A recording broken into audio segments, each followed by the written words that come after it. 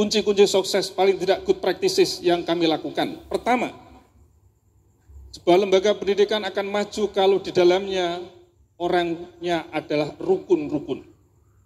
Artinya apa? Kebersamaan yang selalu dibangun. Energi negatif buang jauh-jauh, hadirkan energi positif. Insya Allah dengan begitu akan menjadi tangga kemajuan. Tapi jangan berharap apabila lembaga pendidikan energi yang dikembangkan negatif terus-menerus, maka tidak akan maju lembaga itu karena ngurus hal-hal yang bersifat negatif. Kunci satu. Yang kedua, maaf ini saya agak ekstrim sedikit. Jangan membicarakan kemajuan lembaga pendidikan sebelah di forum-forum umum.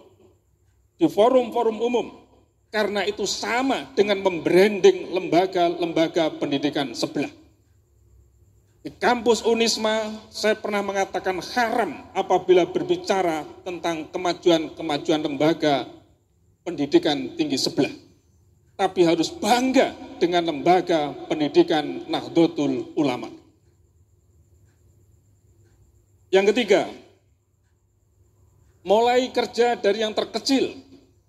Ketika kita belum bisa melakukan yang besar, dengan kesabaran dan tekad yang kuat. Yang keempat, perlu ada semacam harokah, gerakan. Dan gerakan tidak bisa dilakukan sendiri, tapi harus dilakukan secara bersama-sama. Dan itu dimulai dari pimpinannya. Kalau pimpinannya hanya bicara saja, tidak akan majulah lembaga itu. Kalau tidak memberikan uswah, maka uswah menjadi penting sekali. Kemudian yang kelima, berikan apresiasi hasil kerja sekecil apapun terhadap orang-orang yang ada di lingkungannya.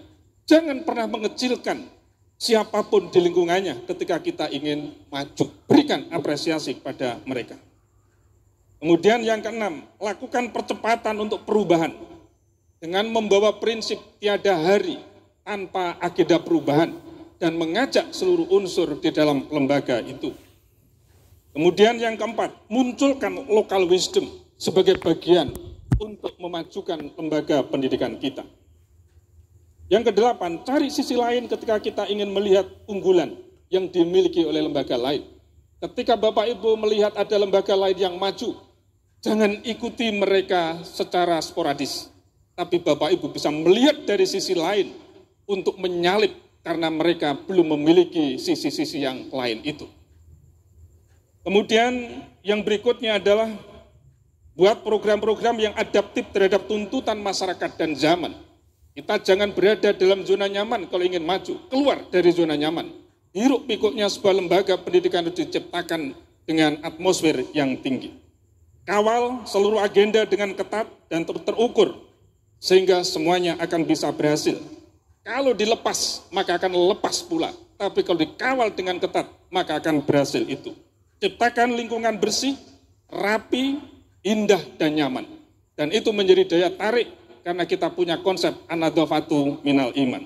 Dan yang terakhir, buatlah semua sudut lingkungan itu bermakna bagi pertumbuhan dan perkembangan anak-anak didik kita. Ini berarti harus membangun imajinasi, membangun inspirasi, membangun kreativitas, membangun inovasi, membangun produktivitas. Insya Allah Pak Ketua LP Ma'arif akan langsung take off dalam konteks pendidikan persaingan baik nasional maupun global. Demikian mungkin yang perlu saya sampaikan dalam kesempatan ini, dan sekaligus saya sampaikan di dalam forum ini. Kalau ada saudaranya, putra-putrinya, anak didiknya, yang memiliki kemampuan untuk membaca Fathul Wahab, Fathul Qorib dengan bagus, Unisma siapkan beasiswa 10 orang untuk masuk di hukum keluarga Islam. Nanti akan kita tes, ini menjadi bagian dari affirmative action kami untuk menyiapkan kader-kader ulama. Kita siapkan mereka di hukum keluarga Islam, tapi dia harus pinter membaca Fathul Wahab dan Fathul Qorib. Ini jejaring nasional kita bangun, kita prioritaskan luar Jawa, tapi kalau nanti nggak apa-apa, banyak-banyaknya daftar, tapi akan kita seleksi. Ini bagian dari khidmat Unisma kepada Nahdlatul Ulama.